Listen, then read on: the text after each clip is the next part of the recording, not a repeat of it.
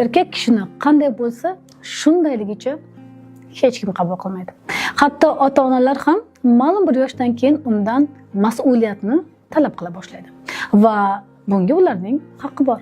Uni ko'p hollarda erishgan natijalari, xarakteri, fazilati va eng muhimi so'zda turgani uchun sevishadi.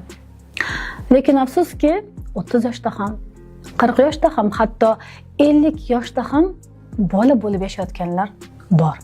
Mas'uliyatdan qochib, qarorlarni boshqalarga yuklab, hayotni ayblab yuradigan erkaklar dastidan erkakka aylanishga majbur bo'layotgan ayollar bor. Shuni unutmang, erkak ulg'aymasa, ayol u bilan o'rin almashadi. Baraka shuki, bu topganlarimizning yoniga nollarning ko'payishi emas.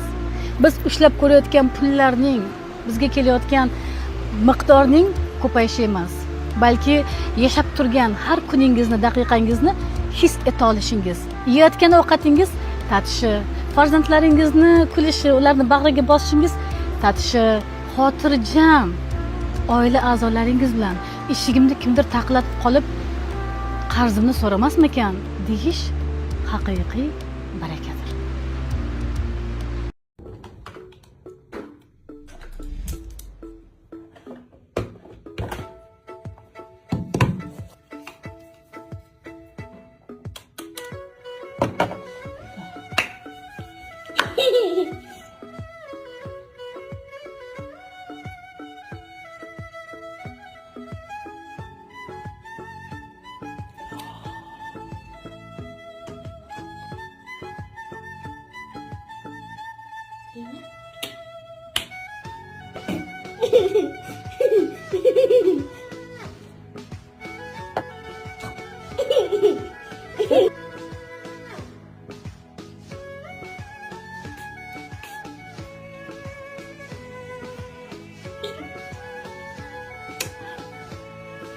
Hasan aka, men shunaqa ayollarni taniyman, haqiqiy milliarder ayollar.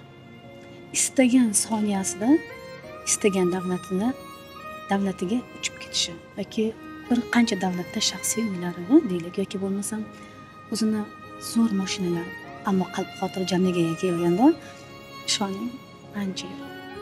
Men aytaman, siz qaysi uyda yashayotganingiz emas, qaysi mashinani haydayotganingiz emas, nima hissiyot bilan haydayapsiz bu mashinani? Yashayotgan uyingizda qanday tuyg'u bilan yashayapsiz? Ana u muhim. Qasr uyda turib halovat bo'lmasa, norozilik bo'lsa, nimasi sizga rohat beradi?